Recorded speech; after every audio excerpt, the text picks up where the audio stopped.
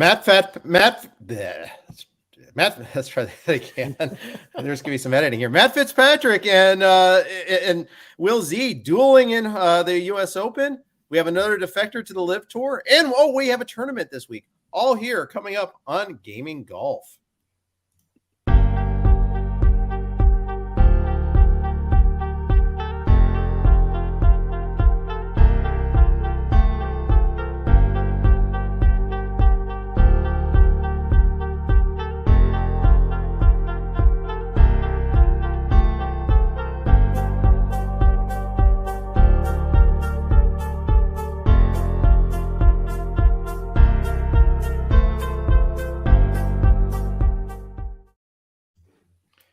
Hey everybody, welcome to Gaming Golf. After that super butchered intro there, I hope we have like the tens of listeners stay with us after that. But I'm Jeff Erickson here with Jeff Ritter and Scott Jenstad. Gentlemen, how we doing? I mean, look, our legion of fans will forgive the butchered intro, just as Brooks Koepka's legions of fans will forgive him for the press conference last week. I think it's the same principle applies. You know, true fans, they forgive, they forget, they move forward. So you're putting me on the level of a hated Brooks Koepka. Thanks, I love it. You did draft him for your fantasy team too, so I mean, you did kind of align yourself. I price enforced him too, and that was the thing. I don't even like him. That was the worst part about it. I was like, at least he'll be contending in majors. I don't even love him, but come on, he's Brooks. He's going cheap. So bad. You got a miscut and 2 55ths in the 3 majors for your price there. I know. Nailed it. I think he got a second in one tournament this year, and that's it. That's the list. It's all right. My price enforcing was on Dustin Johnson, who I didn't really want, but I was like, at the price, it's DJ. He wins every year, and same boat as you. Yeah, we're having great years. Great years. Yeah. So let's start with that. I know we'll talk U.S. Open here in a second, but Brooks Koepka just left for the Live Tour. Abe Answer left for the Live Tour. You know, they're starting to creep towards relevancy and players defecting over to the other tour now, huh?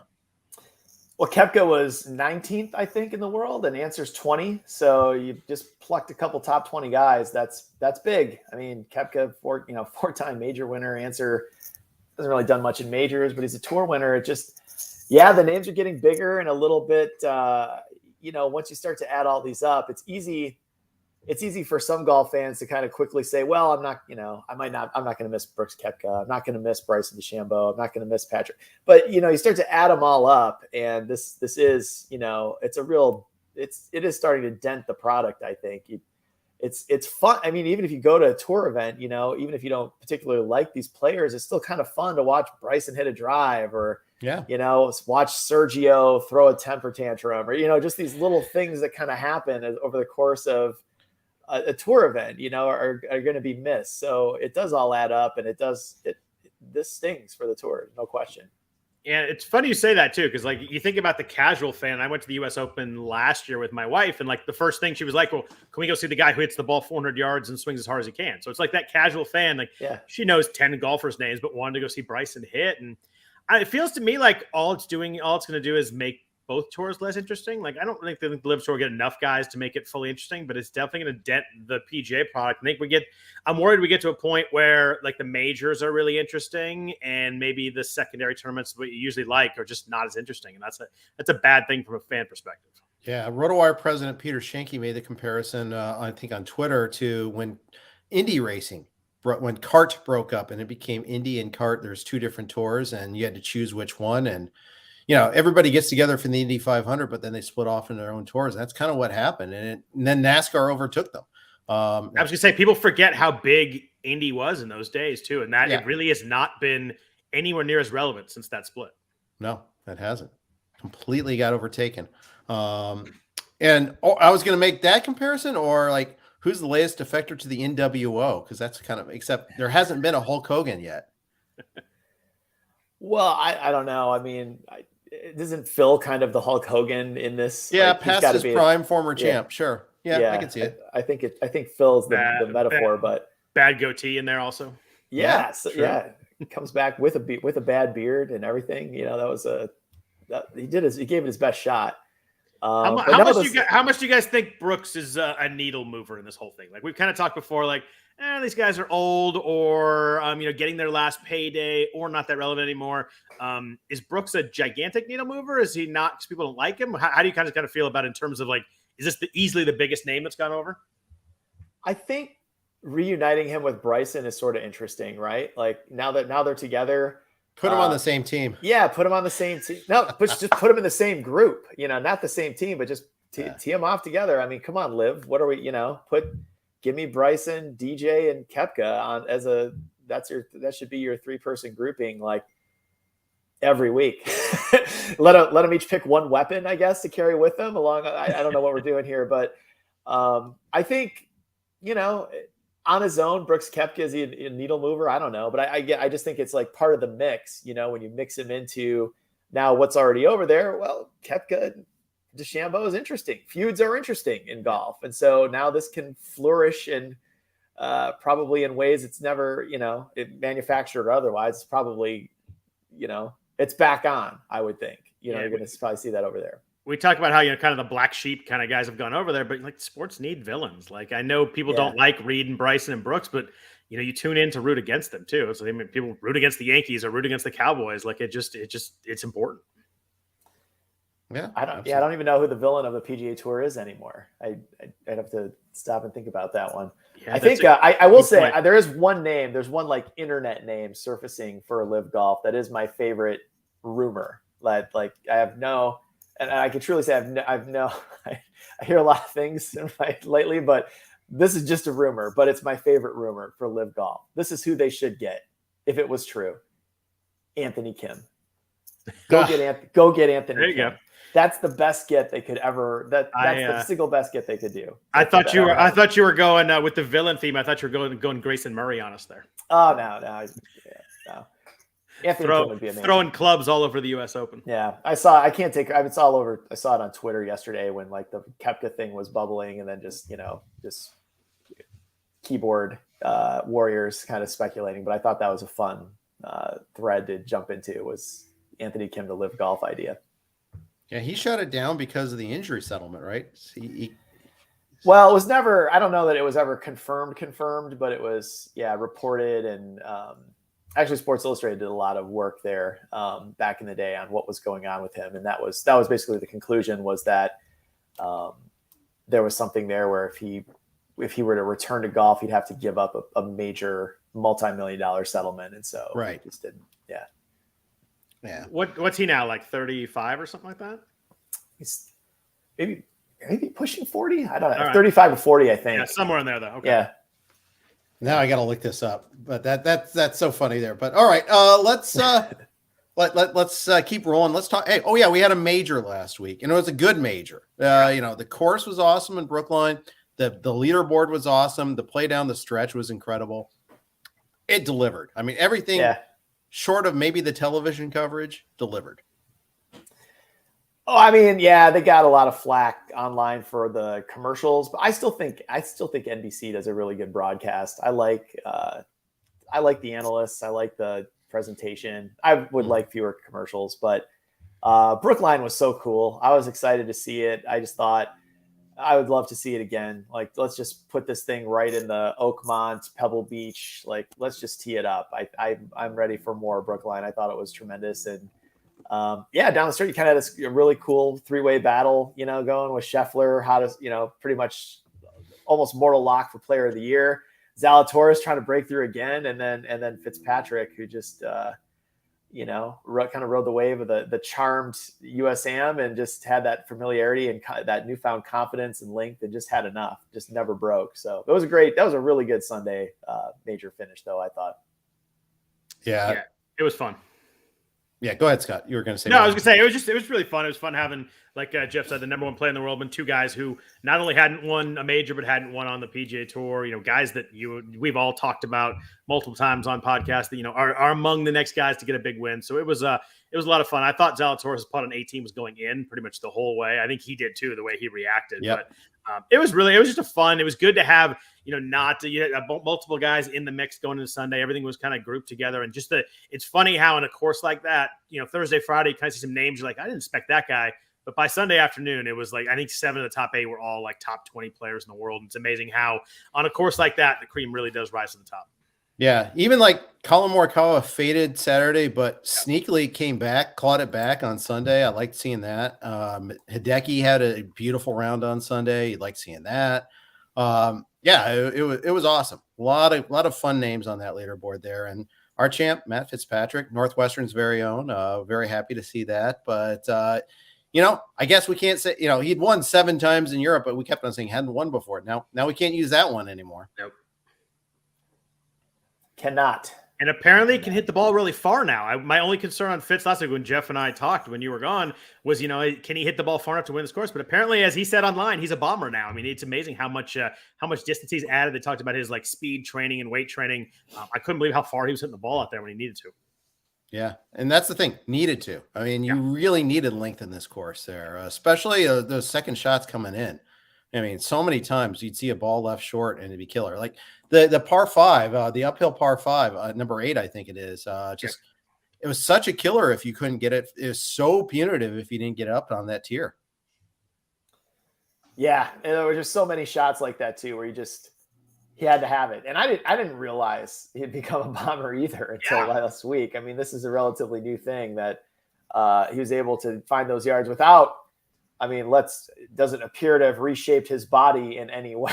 He still looks like Matt Fitzpatrick that we know, but he's found the distance. So good for him. It paid off in the best way possible for him. And we always see that second shot from Tiger at the Canadian Open out of the bunker. But tell you what, Fitzpatrick on 18, that's as good as a fairway bunker shot in a huge spot that we've seen. I mean, that was an unbelievable shot. It really was. It really was. That was massive and just so clutch too. The putt, that long putt too. It's just crazy. All right, let's move on to this week. Good. It's a good course. It traditionally does pretty well because they treat the players so well. So we always see the Travelers Championship have a pretty good field. This year's no surprise. I mean, you look at our top tier, you're like, okay, those are some big names with the 5-digit guys. So let's jump into it. Scotty Scheffler at 11.2, Rory at 11,000, JT at 10.8, Sam Burns 10.4, Patrick Cantlay 10.2, and Xander at 10,000. Jeff, we'll start with you this week. Who do you like in this tier, if any? Well, I mean, most of these guys are like in varying shades of hot. Red hot, mildly hot. I mean, this is like, I think you probably should pick somebody off this tier. This is not a golf course that you necessarily need to overpower it. I don't think it even tips out at 7,000 yards. But I think I would probably take the guy I consider. I mean, Scheffler is tempting, but I probably would go Rory McIlroy off this tier. I still think burning was something to prove. The Live Golf versus PGA Tour thing has become, a bit personal for him. He's taken on the leadership role of being a spokesman for the tour. Just really seems to want it right now. I would give him the edge in this tier, but I wouldn't fault you for taking anybody in the 10,000 tier this week. They're all playing great. Yeah, I mean, for a non-major, this is an elite tier. I think it's 5 of the top 10 and 10 of the top 20 are playing this week. I would not begrudge anybody from Scheffler also, although I tend to, guys that just competed in a major, I tend to not take the next week. I'm going to go Justin Thomas out of this tier at 10.8. He's only 37th at the U.S. Open, but he still hit it well. He gained 6.7 approach. He gained off the tee. He just didn't play well around the greens, and that happens at U.S. Opens. Didn't putt well, didn't hit it well around the green. He was huge the week before at the Canadian Open. Gained 13.1 tee to green, 6.5 on approach. A little worried that he missed the cut after a major last time, but he won that major, so I think this is a completely different situation where not quite the energy expended in the fourth round. So I'm going JT at 10.8. I also like Xander at a flat 10,000. Didn't hit it great last week. Still found a way to finish 14. Just kind of finds a way to get it around. Last night events, 2 missed cuts. I think it was the Players of the Masters, so big ones, but 7 top 20s. I mean, every time the guy plays well, he's a top 20 guy. I know people are frustrated. He hasn't gotten the big win that everybody's hoping for, but at 10,000, he's my second pick on this tier after JT. Yeah, and that's always the question too. Burns fell apart a little bit on Sunday. He was hanging around there. All these guys are pretty reasonably good form. Cantlay was kind of just hanging around all weekend there. He wasn't really ever making a move, but hard to discount him too. Let's move on to the 9,000s, and we'll start to see about the depth of this tier of this tournament. Jordan Spieth's at 99, Sung JM 97, Joaquin Niemann 96, Finau 95, Keegan 94. You're gonna have to pay for Keegan if you want him this week, Scott. Brooks, if he stays in at 93, Fleetwood 92, Seamus Power 91, Harold Varner 9,000. Scott, let's go to your reaction on this group first. I love this tier. I'm not surprised anybody. Everybody knows how much I like Keegan. Keegan played really well last week. He led the field in shot gained approach last week. So I know he finished T7, but like legit lost some strokes around the green, which he tends to do. But he's actually my third favorite in the tier this week. I really like this tier. I really like Joaquin Niemann this week at 9,600. Hit it well at Brookline, gained 3.6 on approach, lost in the short game. He's 3 for 3 in cuts on this course. He finished 5th in 2019. Hit it great at Memorial, his tournament prior to the U.S. Open, gaining 8.72 degree and over 6 shots on approach. So I like Niemann in DraftKings this week. I like Niemann in one and done. I like Niemann as a bet this week. I think it's a really good week set up for him at 9,600. And then I do like Jordan Spieth a lot at 9,900. I think he's a little underpriced considering I like him more than maybe Cantlay and Sam Burns this week. I wouldn't have blinked if they put him kind of in the low to mid 10s. He gained last week on approach, so hit it well, just putted really badly, and that's what he's doing. You look at the top 24 rounds in his field. Spieth is top 10 in pretty much every category. He's first tee to green, first around the green. He's top 10 in ball striking, off the tee, and approach. He's like 114th in putting. It's insane that he just cannot putt right now. I think that's going to level itself out, and when it does, I think he's going to win a tournament. So I do like him this week, getting him in the 4 digits.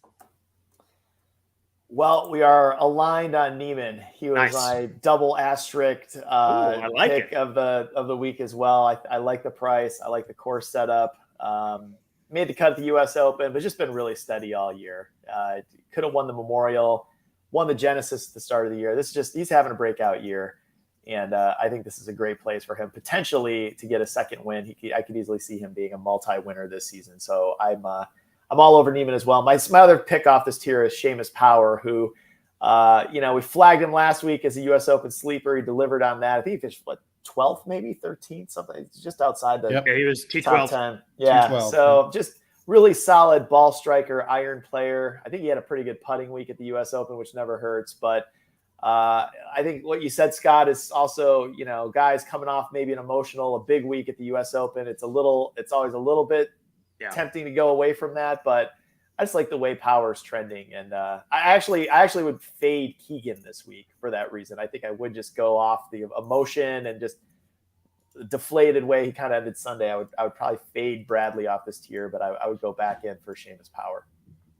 And you get a little bit of a discount too. So there is that. At 91, save yourself a few hundred there. You never know when that's going to add up after a while there, especially as we start to jump into the lower tiers. Before we do that, though, we should insert a little message from our Blue Wire sponsors. All right. Thank you for that. We are always happy to be on the Blue Wire Network for our podcast.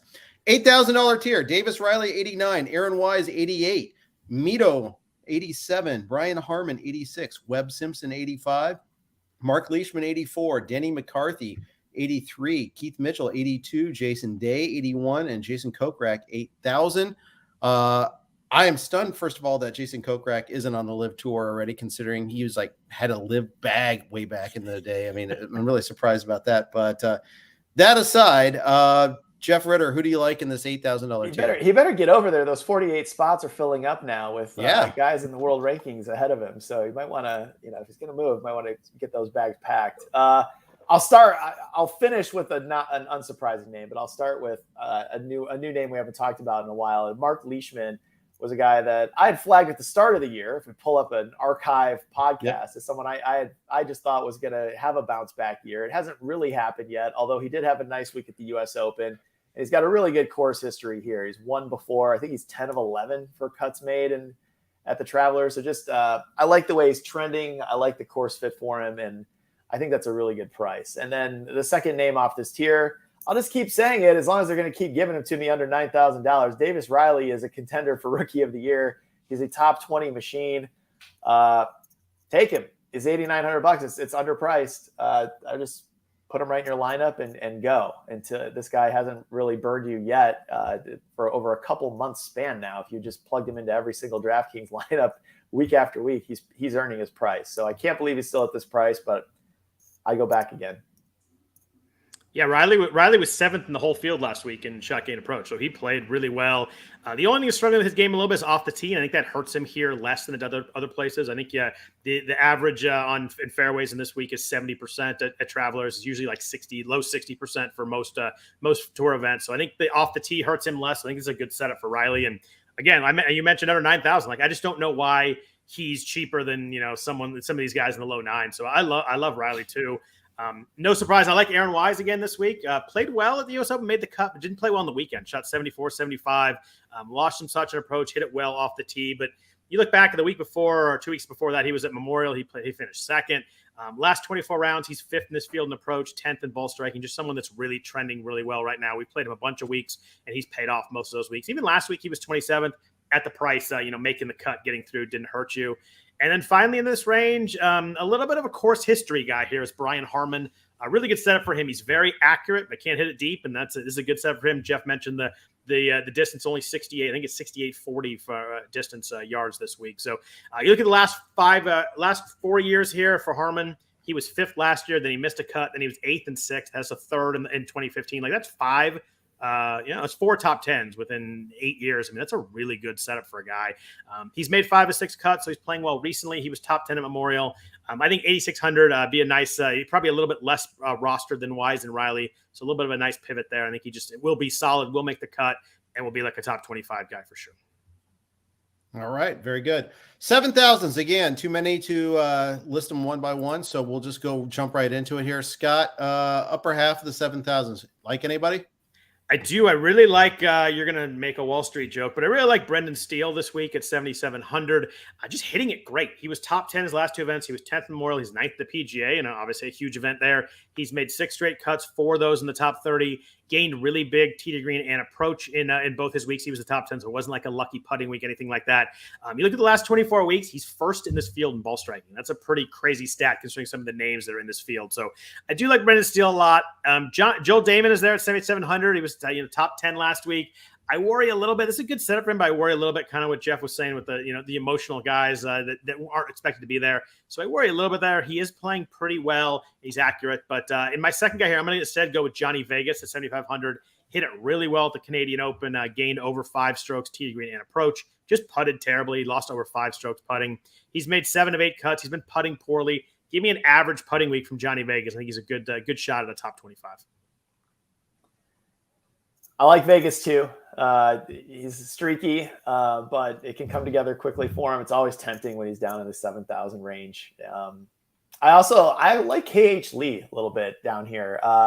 He quietly kind of made it through the weekend of the U.S. Open, had a nice weekend at the U.S. Open. He won in Texas not long ago. And I don't know. I think at that price, that's pretty tempting. Joel Damon is also tempting, but he's only had 2 top 10s this entire season. And so he's just not a guy that's proven to really string it together. You'd be tempting to try the momentum play here, but like Scott, I'm kind of leaning the other way. So I would go Vegas and KH Lee off the top of the 7,000s for me. All right, let's just keep rolling to the bottom half of the 7,000s. How's this? How's the depth in this field? This is where we feel it. Do you have guys you like in this part in the 6,000s? Not much for me. I'm still watching one of my tour rookies, Sahith Theegala, a little bit. He's not necessarily a bomber, but just a guy that's also, if not for Davis Riley and Cameron Young, he'd be a rookie we're talking about more, I think, with the year he's had. But otherwise, another kind of momentum move could be Nick Hardy, who is down there at $7,000 now and flashed on the leaderboard. And I think he still had a pretty solid. I have to see what he did I like to know what they did on Sunday. 72 to finish 14th place. Not bad. Not bad. So for your first shot at, in that type of spotlight, that's not bad either. So I could sign off on Nick Hardy. Theegala is probably my favorite off the lower half. I have a couple names down here. I think it's an interesting group because you're going to have to play some guys down here. There's so many big names. You're going to want to get some of these guys in the 9s and 10s in. You're going to need 1 or 2 guys down here. I like CT Pan again. We've talked about him before the last few weeks. 7,300. He's made 7 straight cuts.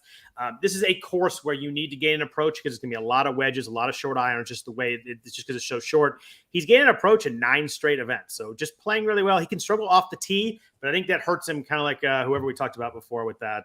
I was Davis Riley. I think it hurts Pan a lot less that he's not a great off the tee player just because he doesn't need to hit it as far as he need to get it out there. Just get it on the fairway. There's a lot of fairways hit some approaches. I think he's a good fit here to make the cut. I also like Adam Long. Has a little bit of success here at 7,000. He has 2 top 25s here. His last 6 events, he's a little up and down. He has 2 missed cuts, but he also has 4 top 35s, 3 top 21s. He gained well on tee to green at the Canadian Open. He finished 21st there, some good recent form. You look at the last 24 rounds, he's top 25 in this field, both in ball striking and approach. So I think Adam Long, a guy that can flash too. Like when he plays well, he really plays well and tends to really make it up there. I mentioned the 3 top 21s. So I like Long and Pan in this group. I'm actually a fade on Nick Hardy. He putted his ass off last week. He was second to the field in Rory and putting. He gained 9.4 shots putting. I think he's like a prime guy, like putted his butt off. He had all the emotion last week. I think he's due for a letdown this week. So 7,100 is hard to fade a guy this low, but he's a fade for me. I think that people will play him after seeing him last week, and he's someone I don't want on my teams this week. All right. I like the stridency there. Roster build wise, how are we going to build this here? How are we going to get these fit? Do you have a 6,000s guy to get these upper tankers to fit? Got a couple. I do like Lucas Glover this week. He's 6,800. I just think this is a good course fit for him. He's very accurate. He hit the ball well at PGA and at Schwab. He gained over 7 shots on approach and tee to green. Didn't play as well in Memorial. Made the cut. But he's made 6 to 7 cuts. He's 6,800, can hit the ball. Not a huge hitter guy, but he can hit the ball in the fairway. Accurate. I think he's just a good setup here to make the cut at 6,800. And I also like Scott Piercy at 6,900. He has gained tee to green in 7 straight events. His approach numbers are just okay, but playing pretty well. He was 21st the Canadian. He gained 6.3 shots tee to green there. Down here, I just like guys who are making cuts, and Piercy's just making cuts right now. Like I mentioned, the gaining in tee to green 7 straight events. He's made the cut in 5 of his last 7. So I do think that based off how well he played the Canadian, I think you can work him in under 7,000. Scott sniped me with Piercy. I would also add Nice. Wyndham Clark, another guy, top 10 at the Canadian. Could be a good fit for this course. I like you said, you're just trying to make a cut. Wyndham Clark is tempting. And then also just a call out, Kramer Hickok down there at $6,700, lost in the playoff at this event last year. So was that the 8-hole playoff or whatever? That's Well, right. okay, that's English. The That's right. endless par fest. yeah. That's right. Oh. So, that's the history's there and the price is right. So those would be 2 other guys I could look at to possibly round this out. Because I do think there's maybe a stars and scrubs approach to be had this week. The 10s and 9s are those tiers are just loaded. And if you can just find a few of these guys at the bottom to make a cut for you, I think it gives you a good chance. Yeah, these low guys making the cut are going to determine who wins this week. It's just because everybody's going to want 2 or 3 guys in the 9s and 10s and high 8s, and it's going to be who can find the guys under 700. You need 2 of them to make the cut. That's going to who's going to win this week. Yeah. Let me ask you about 2 guys in the low 7s that I had an eye on. Let me know what your reaction is. Matthew Neesmith at 72. Saw his name a few times on the U.S. Open leaderboard last week. Always seems to be like a good first round guy. Like if you ever bet first rounds, I always think he's like a sneaky guy to do that. And then Lanto Griffin sitting there at 71. He's 16 to 21, and he had a 6th place earlier at the Wells Fargo, I think it was. Not like huge chances to win, but I think pretty good chances to make the cut. Yeah, Neesmith is interesting. That I always, when you start seeing these names pop up at majors, that's a different deal than Lanto Griffin's a guy I feel like has come and gone at tour events here and there. But yeah, Neesmith, getting a chance to compete and contend in the U.S. Open, that's even if it was Thursday, is still hanging around. It's tempting. I don't know. I think I probably still would go in that same range. Okay. KH Lee. That's not bad. I guess if you find yourself in that spot, lower 7s. Yeah. Okay. I particularly like the Neesmith made. Just you're looking at 6 straight made cuts. You're looking at I made the cut last week, gained on off the tee, gained on approach. So played really, gained on putting, kind of played well all around. He's got 4 top 40s in his last 6 events. So not only making the cut, but playing decently well on the weekend too. I'd probably prefer him over Lanto right now, but Neesmith is the guy that I definitely looked at in the low 7s. I like that play. All right, cool. Let's skip on over to the SI Sportsbook and take a look at some of our betting sheets.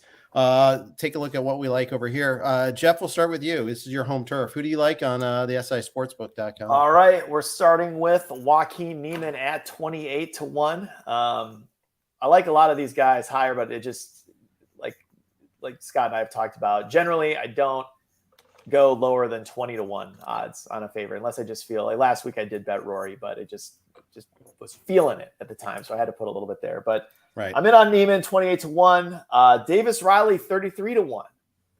I mean, he's racking up all these top 10s, top 5s. Maybe he's just gonna go out and win this week. 33-1 still seems like pretty good price to me. So Riley 33-1. Leishman, as I said, I could feel it coming. 45-1. I like that a lot too. And then I'll do a couple guys for top 10s. KH Lee 7.5-1 for a top 10, and Wyndham Clark 13-1 for a top 10.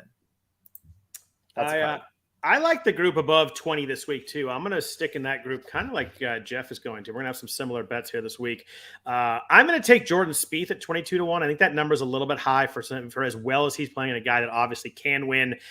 If he putts average this week, I think he's going to be right there on the leaderboard on Sunday, and I like the chances there.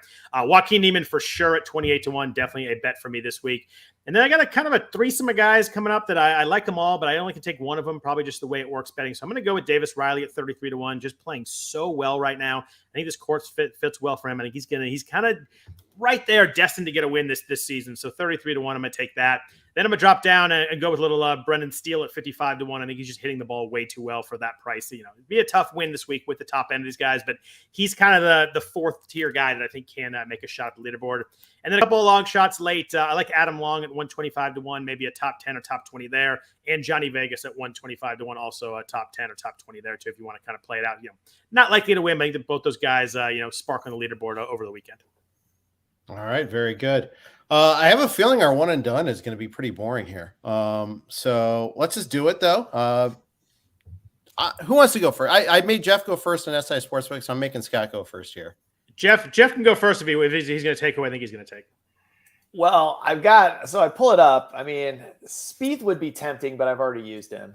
There just isn't much there that I'm excited about, but Joaquin Niemann is sitting there open for me.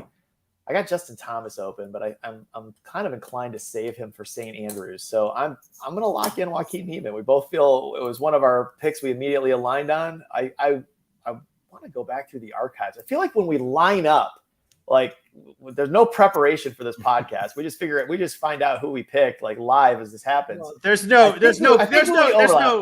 collaboration. There's definitely preparation. No. I feel like when we line up, it often works out well. So I'm not going to overthink it. I'm going to lock in Joaquin Niemann. I invite you and welcome you to do the same if you should so desire. I have not used Jordan Spieth, so I'm going to go ahead and do it this week. I like his chance to win. Niemann was my alternate. If it could be Spieth, it was going to be Niemann. I'm going to go Spieth this week. I think most people have used him. I think it's a good time to break him out, playing well in an event that pays well, but maybe some of these other top names I want for majors. I'm going to go Spieth this week. I'm going to lock that in for my one and done. Just hit enter. Plus, he's holed out from a bunker to win the damn thing there. So I've never been the biggest Jordan Spieth guy, but that moment was awesome. That was pretty awesome. Did he beat Berger with that? Yes, I think so. And I'm going to trail Mr. Ritter. I'm going to take Niemann as well because it's either, at least at like top of my top availables, it's either like Scheffler, which I'm the dumbass that hasn't used him yet. I guess I'm holding him for the playoffs or something. But yeah, because I'm going to make it there. But it's either that, and that's all the way down to Niemann, basically, and the golfers that I've used so far. I've just got an uncanny timing to use them in the wrong spot. So sorry, Jeff. I'm going to use Niemann too. Welcome aboard. All right. So any other parting thoughts before we take off here today? Yeah, I don't know why I apologize. Didn't you win 2 weeks ago with Rory? I did. I did.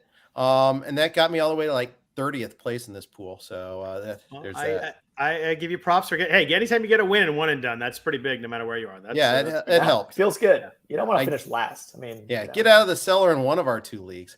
So I got that going for me, which is nice. All right. That's going to wrap up Gaming Golf. Thanks guys for listening. As always, we really do appreciate it. Please subscribe, hit that like button, and please give us feedback. Let us know what you want to hear more or less of. including superb intros to said podcast. Thanks again for listening, everybody. Take care.